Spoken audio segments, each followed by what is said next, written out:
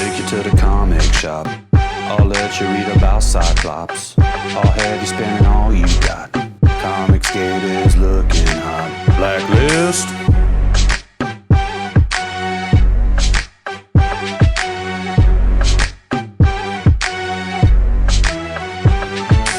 Hey there. No, it's not that umbrella guy. It's Left Hand Legit in the house, ready to talk about the X-CUTIONER'S song a little bit more. What's the X-CUTIONER'S song, you're asking? Well, if you're asking that question, you need to go back about 13 videos and start at the very beginning with the X-CUTIONER'S song Part 1. It is the biggest crossover in X-Men history in 1992. And revealed some of the pieces of the origin of Cable and Stryfe, and that's kind of what we're gonna work on here today a little bit more. Is some of the other little pieces of the X-CUTIONER'S song, some supplementary material that has been created, more about the origins of Cable and Stryfe, and I think we're gonna have a pretty good time doing it. Not just today, but we're gonna get to it also some more tomorrow. So right now I want to talk about boom, Strife's Strike File, an X-CUTIONER'S song addendum. This is indeed a special X-Men collectible. #1 from January of 1993. It is a look into the mind of the villain behind the X-CUTIONER'S song. And I can tell you right now, I still remember walking into Bob's Comics in Vancouver, Washington as a kid and seeing this on the shelf, and I popped, baby. Boom! I popped like a champagne bottle when I saw Stryfe, because I always thought Stryfe had the most badass costume. Him and Mr. Sinister can probably compete for the rest of time over who looks more awesome, who looks more dangerous, who looks more incredibly cool. And this is an addendum to the X-CUTIONER'S song, as I said, and is kind of a little unique. It is written by Fabian Nicieza and Scott Lobdell. And it basically Bishop has found this, this is called a CD, kids. This is before DVD existed. This is called a compact disc. And it has a lot of information from Strife's plans to destroy the X-Men, destroy Jean and Scott for supposedly giving birth to him and abandoning him like deadbeat parents do. And it's all written in Strife's voice and just kind of tells you his thoughts on these characters. Obviously, here's Xavier. Here's Magneto, who is not even involved in the X-CUTIONER'S song, but you got to fill up some pages here, right, fellas? And the entire book is structured this way. As you can see, the acolytes, Jean and Scott. Ascani, if you don't know, Ascani.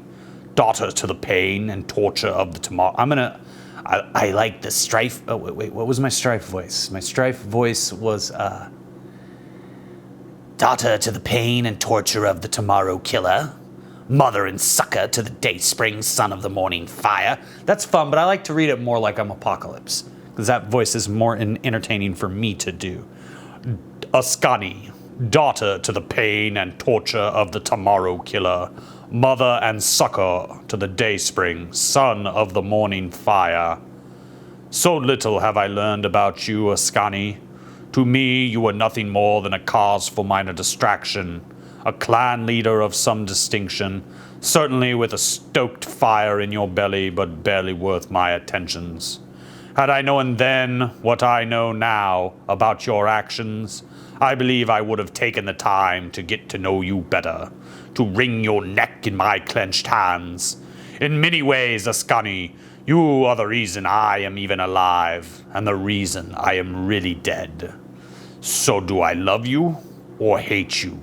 Do I nurse at your breast, or do I tear at your throat? Do I look for you if I survive the final chorus of my mad song? Upon finding you, do I gaze into your eyes and slay you cold, leave you for dead, or do I ask for the answers to the questions which have torn at me since birth? Who am I really? Why am I here? What did I do to deserve this life? Could you give me these answers, Ascani? Would you? I will never be whole until I know. That is where you have left me, my time-worn midwife. On the edge, unable to tread upon either side for fear of falling off the precipice. yet ravaged inside for lack of knowing which way to go. Thank you, Ascani. May you one day pay for what you have done in the name of Xavier's dream. May you burn for providing that hope to others while forever denying it to me. Now, Ascani, it's a complicated story, and I would love to get into it here, but I'm not going to. If you want spoilers, you can go check it out on Wikipedia. If not, you can keep tracking with these videos as we take you through the very, very true origins of Cable and Stryfe. Which one will end up being the clone? Which one will end up being the legitimate abandoned son of Scott Summers and Madeline Pryor, aka the clone of Jean? Was she a clone of Jean Grey? I can't even remember anymore because there's so many damn Summers and Greys running around in the X universe that it just drives me nuts. Anyways, there's Polaris and Havoc. This is Holocaust, who's not even in this, but is very interesting looking character to say the least. Apocalypse, it will be a river of blood which spills between us, master of the forever past, and it will be your ancient, congealed, dry-caked ichor. Ichor? I don't know that word, and I'm an educated man. Which will splatter the landscape like dry heat, washing me down in its dusty tears of time. When you fall, Apocalypse, when your withered hand reaches out for mercy, when the master of the forever past asks for help, that is when the circle between us will be complete, when you will be as helpless before me as I once was before you. See, Apocalypse raised Stryfe and made him into the monster he is, basically. And you will be given in return what you gave in kind, nothing but scorn. It is, as you are so fond of always pointing out, survival of the fittest. Let's see which one of us survives. Oh, these are the Dark Riders, yeah. Oh, good. Then we got Mr. Sinister. How does one put into words the purity of a lifelong hatred? How can mere words suffice when live wire, jagged carved, open-fleshed nerves ignite sparks of tension at the sight and sound of his name? With that I could allow you inside my mind for but the briefest of time. Indeed, you are the architect of my body and soul, the sculptor of my sins. Sinister, the patron of my masterpiece, I leave with you a pure reflection of that work. I leave you with your heart's greatest desire. I leave you with the foundation of life and death. I leave you with what you left me, a lifetime of guilt, self-hatred, confusion, and despair. Enjoy. Badass character, man. I cannot believe they have not got this into the X-Men universe yet. Hopefully, with the appearance of Cable in Deadpool 2, and he's in. He was in Infinity War. I haven't seen the Infinity War yet. I'm too busy making comic book reviews to go watch a comic book movie. Damn it. Tell me in the comments below. Was he in the Infinity War? I gotta go watch that. I know, I'm way behind. I haven't even seen Black Panther yet, y'all, so there you go. Not because I'm a racist, just because I don't have a lot of time to go watch movies that look like they have animation from 1995. It looks like a great movie until, you know, you got the Pierce Brosnan and James Bond animation going on. Caliban, the Beast, yeah. This just keeps going. The Strike file is really enjoyable. Psylocke, Betsy Braddock.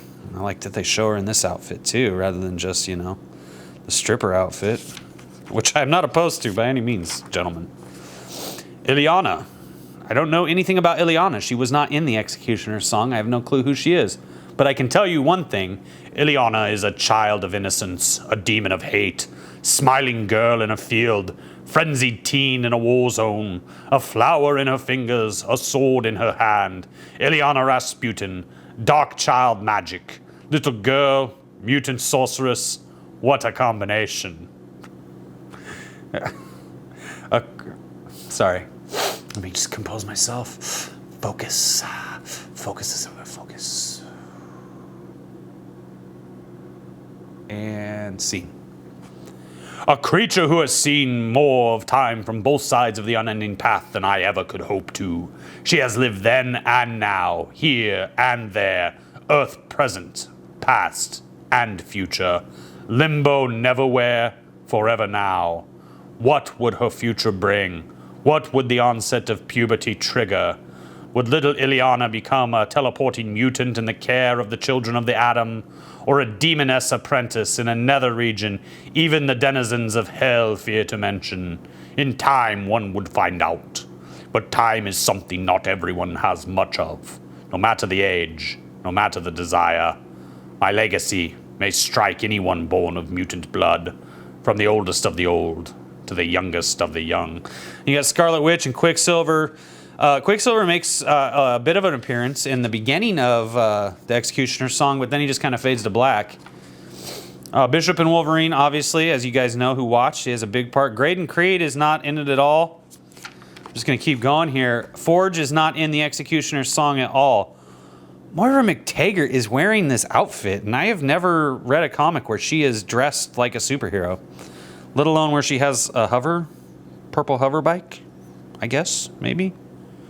Or is she in a ride at Disneyland? Is this the new People Mover? I don't know.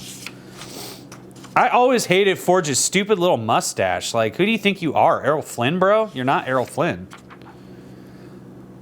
Threnody. Not Trinity. This isn't the Matrix. Threnody. I'm not going to bother reading it. Sebastian Shaw and the Hellfire Club. Neither of these are in this. It's just like they needed to fill some pages in Strife's strike file. So it was just like, well, who can we talk about? Well, how about the Games Master? You're saying who? And I'm saying who back, because I don't know who that is. Because, you know, this is really obscure to me. The Upstarts, I know who they are. They're not really involved here. Fabian Cortez, the alter ego of Fabian Nicieza, the writer. And, oh, Gideon, yes. This is actually, I liked this, how this one was written. A pawn was moved in 1492 when Columbus sailed the ocean blue. A bishop slid diagonally across the board in 1776. All you Americans out there know what I'm talking about. A rook pulled the trigger in 1963. Oh, right this way, Mr. President. The chess game goes on and on. It is a game of immortals, where Gideon is never bored by the eternal machinations. He is known throughout the world as a gaudy businessman, the Ziggy Stardust of the corporate boardroom. I am a Bowie fan, and I do not understand what that means. He is known to a mere handful as a powerful mutant whose very power is to use someone's paragenetic abilities against him. Paragenetic abilities? I don't know what paragenetic abilities are. Like, you can only use your hands? Or you can only use your legs? Paragenetic? Anyway. And he is known to merely 10 fingers or so on the hand of destiny which envelops this planet as a high lord. An external, a mutant immortal who has manipulated the course of history to suit his needs for countless centuries. What is the purpose of the game? They seek power, wealth, the ascension to a self-perceived throne of achievement. They play the game against each other and the world. Will there ever be a winner? A different one for every potential timeline which exists? In mine, it was the Egyptian. That's Apocalypse. In another, who could say? In this time, who shall claim victory? In many ways, I shall indirectly determine the outcome through the legacy I leave them. In this timeline, maybe none of them shall emerge victorious, because with even a smattering of luck on my side, there shall be none left alive to win. Oh, the MLF, baby. Yes, I popped for the MLF, man. Big time, man. I think it's because of Reaper, predominantly and Zero. Wildside and Forearm would be like secondary, and then like Thumbelina and Buckethead would be like kicked off the team if I was in charge. Cannonball, the farm boy who would be king, I'm skipping you. Play the game with me one last time, mirror friend. Run through time with me in race against the repetition of sins we've endured and caused over and over again. See my reflection, mirror foe. Look at your face staring at you with scars carved in pain and hopelessness. Sneer as the glint of metal catches your eye and ask yourself what you are fighting for. Humanity, mutants, tomorrow, today. All illusions, as you of all people know. There is nothing to be gained by fighting. Your future is past. Your past is immutable. There is only hatred to fuel us, hatred to consume us, hatred to engulf us. Walk in the fire with me, Nathan. Let us burn together. Strife, the final move. White king against black king. Yet here, nothing but gray reigns supreme. Shades of gray, Jean Grey, of uncertainty, insecurity, confusion, anger, love, and hate. Shades of me, shades of you, shades of them. Let the final moves be made. Let time determine the righteousness of my path. I did it for only 2 reasons. I did it because I hate you all, and I did it ultimately because I hate myself. Tomorrow, I will know if I was right or wrong. Powerful stuff there, and then we get to the back page, and the file ends, you remember? See? For those of you with a short attention span, remember he had the compact disc?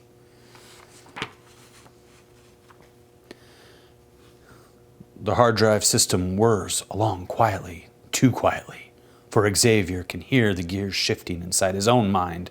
Schemes and plans, machinations and designs. I'll be damned, but man, I'll tell you what, they really love to use the word machinations in the X-Men books. I have read this word in every single part of the X-CUTIONER'S song, I think. Stryfe died, but made sure to leave plenty of ghosts in the machine. That was a movie. That was like a science fiction movie from the early 90s, Ghost in the Machine. Xavier senses the approach of Scott Summers and Jean Grey. Both have left much unspoken, but for a telepath like Xavier, not unsaid. Both have been left uneasy by the events which occurred on the moon days ago. Should he grant them access to this file? Would it make things better for them if they knew this information? Or worse? Purge file command activated. Do you wish to continue purge function? Erasing diskette. Purge file activated. Diskette erase. Purge file completed. So Charles Xavier supports the purge. How about that?